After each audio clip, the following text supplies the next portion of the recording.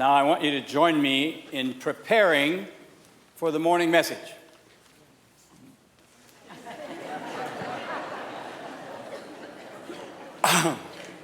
See, how many of you did it this week? I mean, did any yawning? It's amazing stuff. It works just like they say it does. It opens the mind right up. Interesting. All right. Today, it's the 5th installment of the Heads You Win series. And if there was ever a man who figured out how to feed his brain and then use his brain to feed the world, it was this guy. Who is that? Albert Einstein, the remarkable physicist who gave us the theory of relativity. But Albert Einstein was by no means a one-dimensional man, as is evidenced by a couple of quotes I want to share with you right now that are Albert Einstein quotes. Francie? Einstein said, 2 things are infinite, the universe and human stupidity. And I'm not sure about the universe. I like that. Next one. Education is what remains after one has forgotten everything he learned in school. That's a goodie too. And the next one. I never think of the future. It comes soon enough. And then this is my favorite. Science without religion is lame. And religion without science is blind. For the past few weeks, we have been intentionally building a bridge between science and religion, using this extraordinary book, How God Changes Your Brain, by Dr. Andrew Newberg and Mark Robert Waldman. We have been on a wonderful journey, helping all of us learn more about how our brains work and how we, by faith, can make our brains work even better. I'm convinced this is precisely what Paul was inviting the Romans to do when he said this to them. Do not be conformed to this world, but be transformed by the renewal of your mind, that you may prove what is the will of God, what is good and acceptable and perfect. Now, while we were exploring that concept, that indeed we can be renewed, we can be transformed by the renewal of our minds, we have discovered a lot of things about the brain. One of the things we've discovered is there's an ongoing battle going in the brain of every one of us. Every one of us has in our brain an amygdala. The amygdala, you'll remember, is that little red guy. Sits right in the center. And he is nothing but trouble. He preaches fear, he teaches fear, he sparks anger, he stirs up trouble. That is the amygdala, right there in the center. But not too far away, there's a second part. There are many parts to the brain, but these are the 2 we pulled out as we were studying the brain. There is a thing called the anterior cingulate. The anterior cingulate brings us together, makes us sensitive to each other, helps us see things we would not have seen otherwise, helps us blend our insights and our wisdom to make our lives and lives around those around us better and happier and stronger. But these 2 are constantly at odds with each other. The old amygdala is in there stirring up trouble, and then here's the anterior cingulate trying to stunt all those tricks and shenanigans of the amygdala.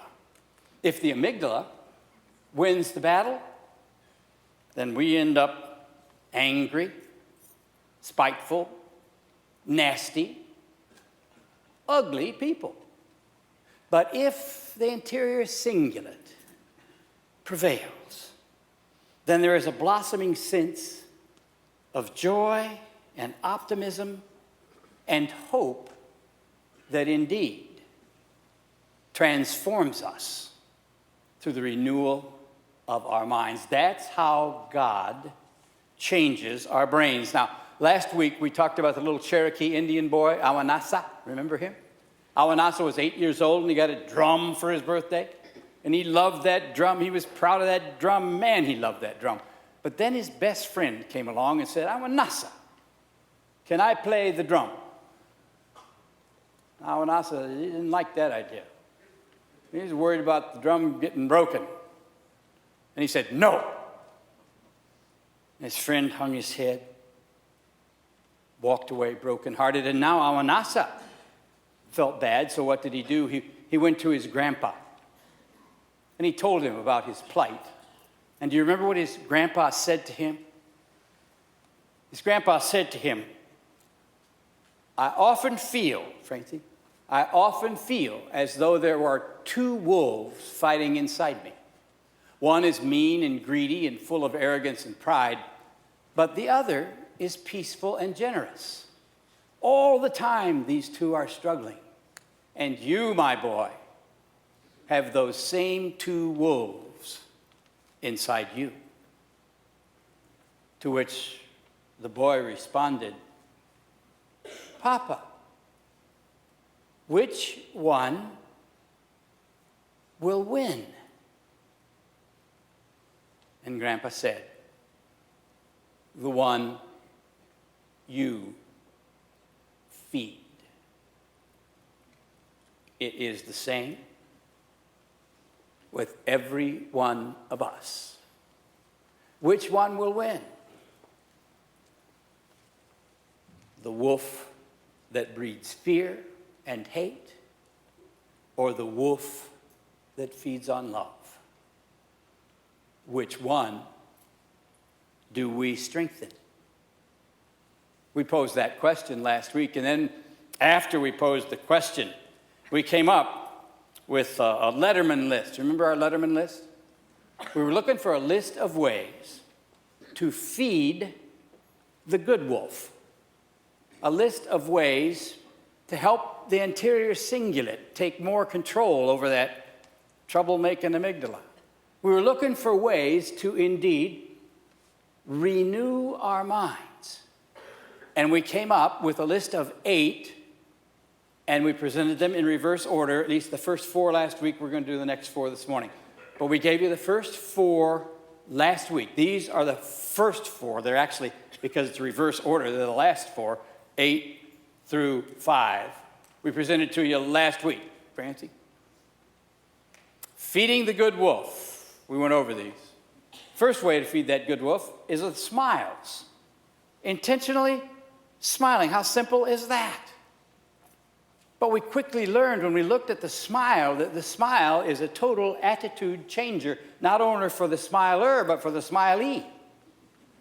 The smile is like a snowplow that clears all the nonsense out of the way and has a way of bringing us together. Then we talked about staying intellectually active, reading good stuff, watching good stuff, talking about good stuff, keeping that mind constantly growing as it expands. Then we talked about relaxing. And we didn't talk about being couch potato and watch TV all the time. We talked about relaxing in such a way that we sense the blessings of the world around us. That feeds the good wolf. And then the last one we talked about was the yawn. That was the mind blower for me. I mean, I had no idea what a yawn can do. And as I read the whole section again this week, multiple yawns have multiple effects. If you do 4 or 5 yawns in a row, it's amazing how much your senses are turned on, how much your mind is opened. And so we come to the fourth, not the fourth, yes, to the fourth most effective way to feed the good wolf. Francie. It is to meditate. To meditate. Now, when neurally, that means by brain, when we want to connect our brains to the presence of God, there's no better starting point than to simply be still and know that God is God. To meditate, to stop the rat race. It's a fantastic process, if for no other reason than the fact that meditating causes us to interrupt the normal, hurried, crazy pace of our lives, to stop the rat race, to find in silence the fruit of God's hand long since at work in us, even when we had no idea what was going on. This is what makes meditation so powerful. I have people say to me, now come on, Rev, what is meditation? Why does meditation work? What is meditation? Just sitting on a stump? What? What is meditation? Let me see if I can explain. I want you to think for a moment how this works. God is always at work in your life, whether you know it or not. God's at work in your life right now. God was at work in your life yesterday. Get ready for this. God will be at work in your life in the middle of this Super Bowl. God never stops working in our lives when we're sitting in a traffic jam. God is at work in our lives. When we're eating in a 5-star restaurant, God is at work in our lives. And when we shank a wedge across a green, or when we eat popcorn while watching a motion picture, God is at work in our lives. He's always there.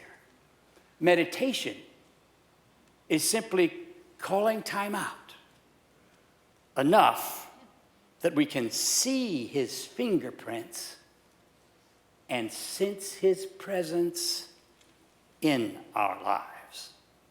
There's a wonderful philosopher from Britain, passed away in the early 70s. His name was Alan Watts.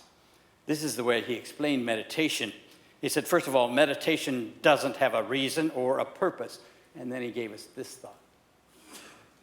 In this respect, in the respect that meditation doesn't have a purpose or a reason, it's unlike almost all other things we do, except perhaps making music and dancing. Now think about that.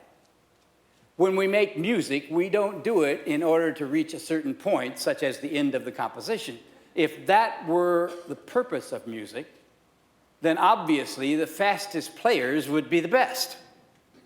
Also, when we are dancing, we're not aiming to arrive at a particular place on the floor as in a journey. When we dance, the journey itself is the point. As when we play music, the playing itself is the point. And exactly the same thing is true in meditation. Meditation is the discovery that the point of life is always arrived at in the immediate moment. The point of life is always arrived at in the immediate moment. What does that tell us? It tells us to pay attention right now. To say to yourself, what's God telling me? What's going on right now? That's how meditation works. It's that simple. And nothing embraces the now faster than meditation. I dare you. Sometime today or tomorrow, say to yourself, I'm going to take 5 minutes right now. I'm going to take 5 minutes Not going to tell anybody what I'm doing. I maybe just go out and sit in the backyard. I may just drive the car over to some place where I can just sit. I may just turn off all the chaos in the house and sit. But I'm going to take 5 minutes, and I'm going to keep asking myself in that 5 minutes, what's God telling me? In my life and through my life, right now, what is God telling me? That is the fourth best way to feed the good wolf in your brain. So what's the third? Francie? I hate this one. God's truth. I spent 45 minutes trying to kick it off the list, but I could not get it out of there. Aerobic exercise. You know, you've been around here for a while, how much fun I have teasing Deb and Lori and our bikers every time they announce another bike trip where they're going to go 40 miles or 60 miles or 100 miles in one day on those bicycles. They get out there and they ride hours and hours and hours. I tell them they're sick. They're sick out riding around. But I'll tell you this.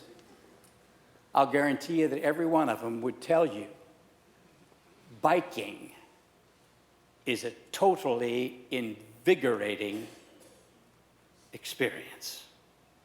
And guess what? It is also a terrific way to feed the interior cingulate, to encourage the good wolf in your mind. Here's how Newberg and Waldman explain it in their book. All forms of exercise enhance neural brain performance and rebuild damaged circuits caused by brain lesions and strokes. Exercise improves cognition and academic performance. It repairs and protects you from the neurological damage caused by stress. It enhances brain plasticity. It boosts immune function. It reduces anxiety. It can be used to treat clinical depression, and it is just as effective as antidepressants. In fact, for older patients, exercise is equivalent to 12 sessions of psychodynamic psychotherapy. It slows down the loss of brain tissue as you age.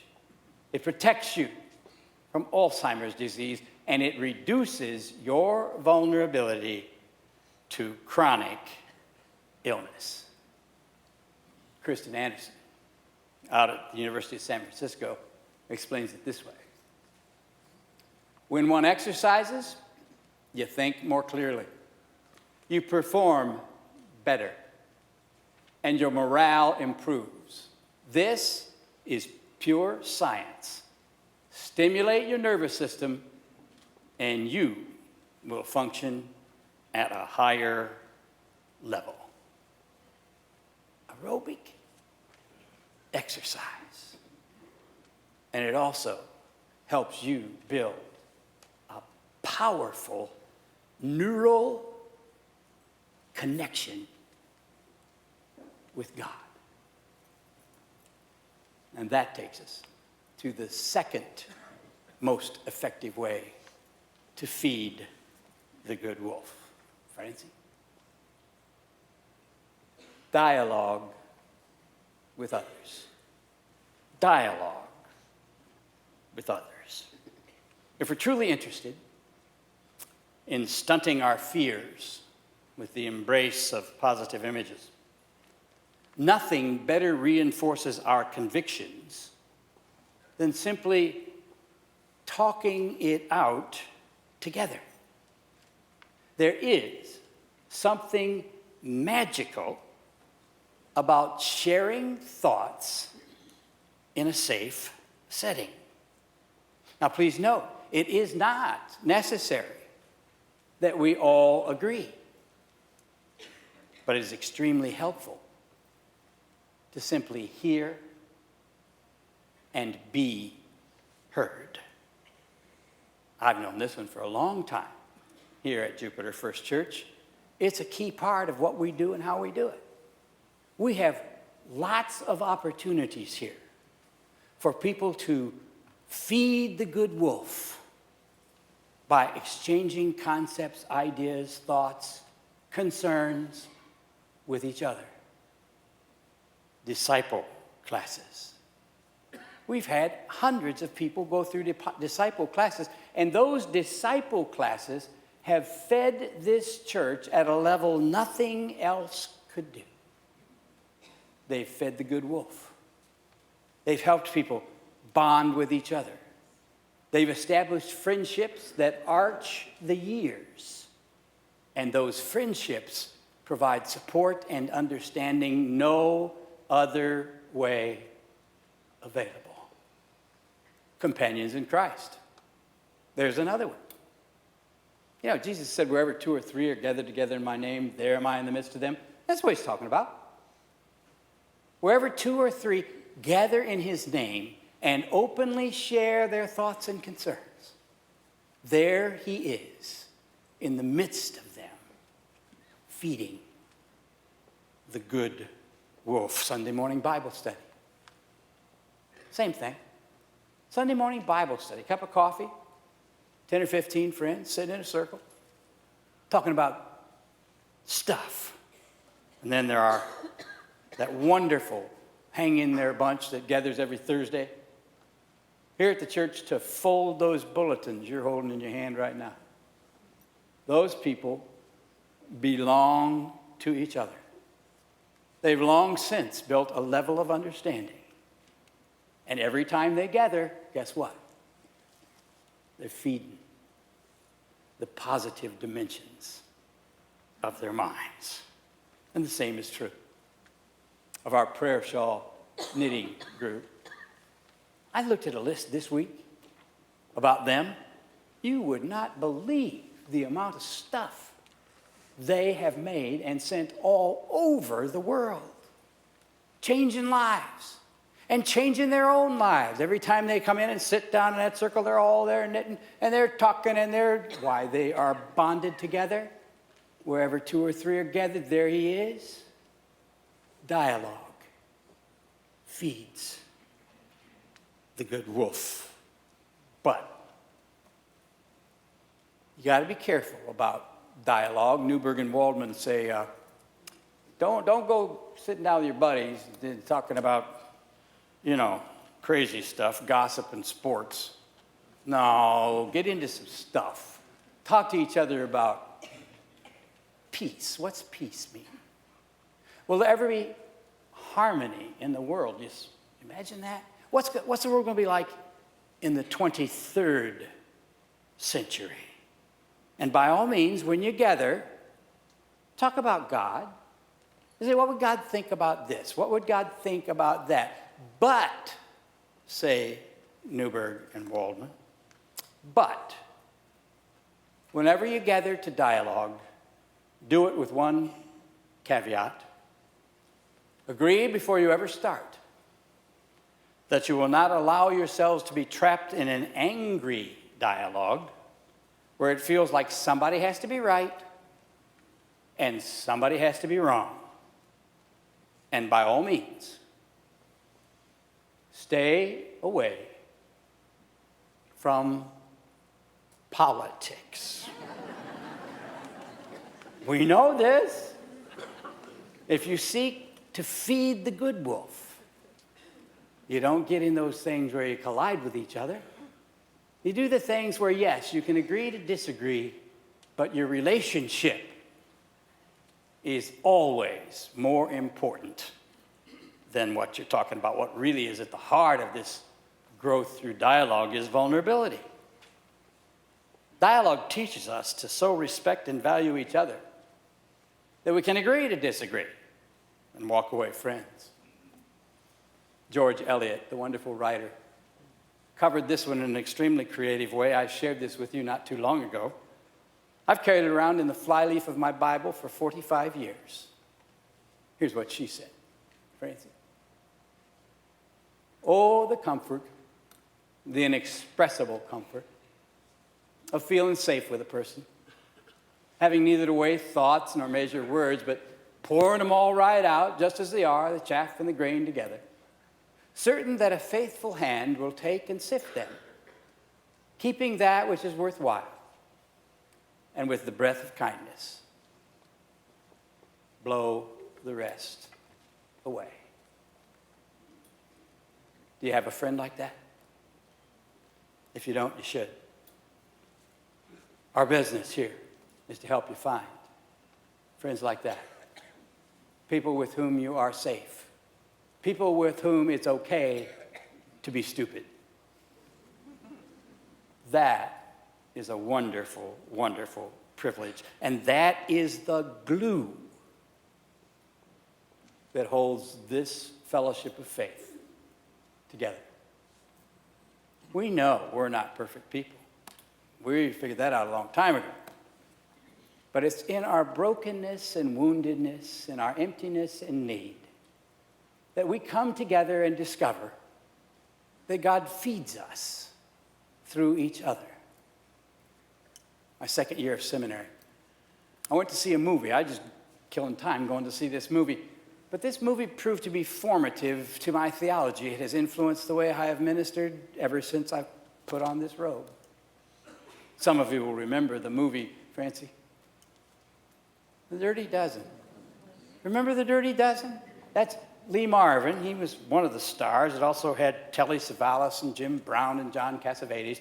And these guys were all a group of convicted felons, killers, crooks, bad guys, who were recruited by the Allies to knock out a particular French chateau, which housed a tremendous number of high-ranking officers in the German army, and they sent them there to knock out that chateau on the eve of D-Day. It was a tremendously important assignment. Now, you would have thought that the Allies would have sent their brightest and best to do that job, but no. They collected these wacko bunch of crooks and felons and jerks and crazy people, and it was a terrific choice, because by accomplishing their task, these losers became winners, because somebody believed in them. You want to know what the church is about? It's about losers becoming winners because God believes in us. Makes me think of one of my favorite passages of Scripture. Before I give it to you, I'm going to ask you some questions. Is there anything wrong with you? Just think for yourself. Don't look at the person beside. Is there anything wrong with you? You got any kinky stuff you never tell anybody? You got some, dents and wrinkles and lumps and warts? Yeah. Are you flawed in any way? I want you to know that the Apostle Paul was flawed. He said, God gave me a thorn in the flesh to remind me that I was dependent on him. God gave me this malady. Nobody ever figured out what it was. But he said, I've carried it around all my life. And I keep trying to get rid of it. And that's when he gives us this fantastic little pair of verses, Francie. He said, 3 times I besought the Lord about this malady, that it should leave me. But he said to me, my grace is sufficient for you, for my power is made perfect in weakness. I want you to know, I think about that every Sunday morning. When I walk into this house full of wonderful people, I watch you coming through the doors, and I stand here and I think, you're not really worthy of what you're doing, buddy. You're a flawed human being, and I am. And then I realized as I say that I'm looking at a whole room full of flawed human beings. We are by no means a perfect assembly of believers, to be sure. We are all bruised and broken and incomplete, a band of sinners, if ever there was one. And yet, the Lord uses us, especially when we get into dialogue with each other, as unmistakable proof that his power, I love this, is made perfect in our weakness. And so we come to the number one way to feed the good wolf. Francie. Smile, stay active, relax, yawn, meditate, aerobic exercise, dialogue with others. And what in the world is the number one way to feed the good wolf? Faith. How fascinating is that? After years of research, these two scholars from the University of Pennsylvania finally concluded that the very best way to offset the shenanigans of the amygdala, the very best way to turn on that anterior cingulate and assume a positive posture toward life is simply faith. You say, but what is faith? Here's what Paul said faith is. Faith is the assurance of things hoped for, the conviction of things not seen. The number one way to feed the good wolf is with the conviction that God does indeed love every last one of us. And according to his promise, we shall ultimately spend eternity with him. That's faith. This is how Newberg and Waldman describe it. Faith is equivalent with hope, optimism, and the belief that a positive future awaits us, all of us. Faith can also be defined as the ability to trust our beliefs, even when we have no proof that such beliefs are accurate or true. Faith is essential for maintaining a healthy brain. But if you exclude, I tried to skip this too, but if you exclude exercise and companionship, you're going to cripple your health. So our advice, they say, is to nurture all three. But here I got to tell you about a red flag. A red flag for faith. Because you see, if you get so caught up in faith that you only see what you want to see, sometime you're going to get totally blown off course because what you see is not what you're going to get. You have to sink your feet into realism and God's presence with you in the midst of it in order to accurately determine what it is that's right in front of you.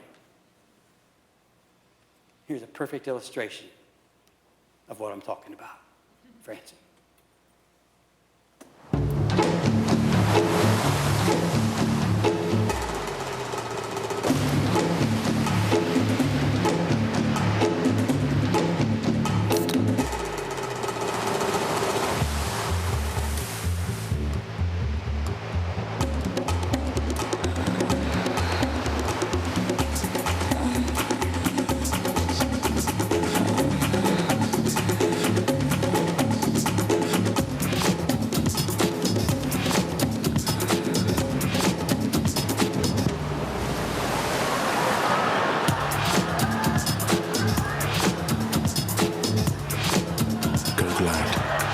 How beautiful is that?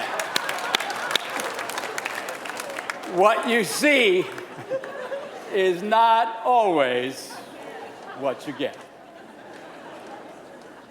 Faith. The assurance of things hoped for. Let me tell you how faith works. In fact, I'm going to quit with this. How does faith work? How does it work in you? How does it work in all of us? Years ago, I was at a workshop with a bunch of ministers. There was a guy from Michigan sitting there. And we said, what's faith? How does faith work? How do we know we have it? What does it do inside us? How do we feel it all the time? This guy said, one time, I went up to see my Aunt Gladys. She ran an apple farm in the Upper Peninsula of Michigan. She said, we drove up to see Aunt Gladys, and as we pulled into her farm, we couldn't help but notice the apple trees were loaded with the most gorgeous apples we had ever seen. Huge apples. The boughs of the trees were hanging so low. Many were touching the ground. Some had broken. So we went into the farmhouse, Aunt Gladys. I said, Aunt Gladys, what's the deal with all these fantastic apples? And Aunt Gladys said, well, last year there was a late frost in the spring, and all of the buds froze. When that happens, an apple tree does a miraculous thing. It stores up its energy in thousands of small bumps or modules called scions. All that energy pulsates through that network of scions inside the apple tree until the spring of the following year, and then boom, you have an exploding riot of buds as the apple tree unleashes all that stored up energy it's been carrying inside. And always, said Aunt Gladys, those apples are magnificent. That is how faith works, Francie. Sometimes life gives us a harsh frost. Cancer, divorce, bankruptcy, trauma, grief, depression. Enough to freeze our hearts right where we are. But at the core of our faith, we live with an incredible promise. Through Christ, an abundant harvest awaits us. God's power is pulsating under the gnarly bark of this world. And deep within us dwells a nodule, a scion, if you will, of undeniable hope. You see, we know that one day all this stored up energy will be unleashed in an explosion of new life. Life that will last forever. Now you tell me that faith won't feed the good wolf.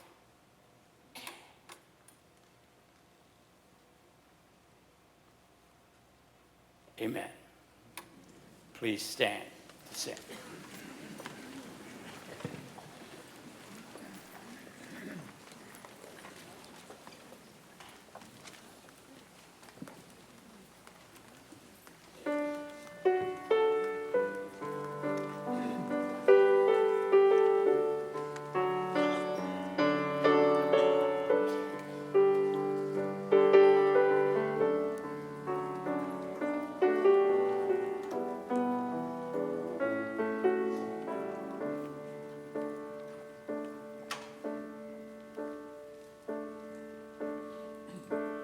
Amazing grace, how sweet the sound that saved a wretch like me. I once was lost, but now am found, was blind, but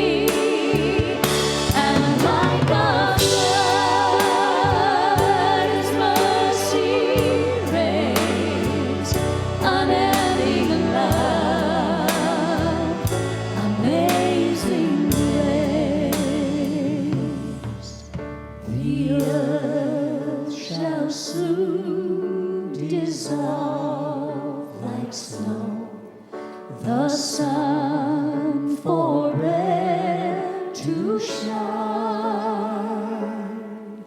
But God who calls me here below will be forever mine.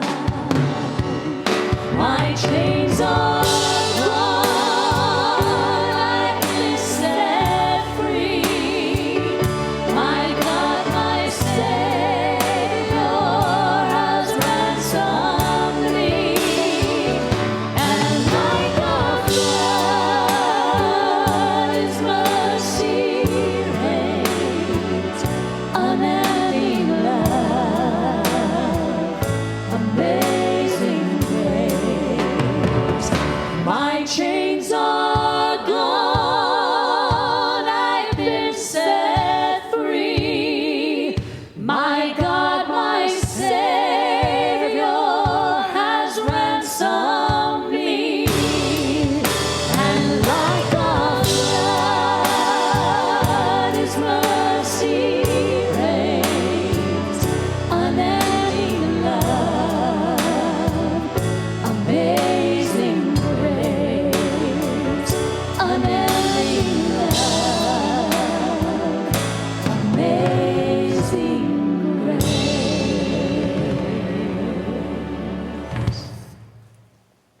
Now we're going to start that annual meeting in 10 minutes.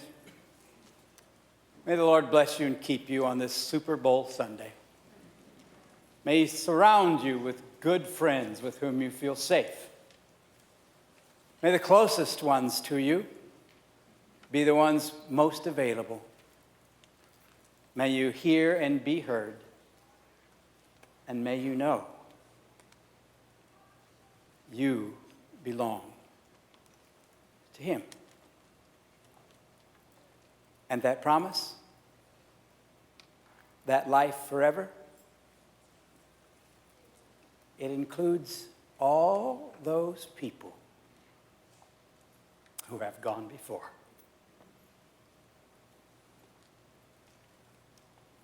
That's something to be proud about.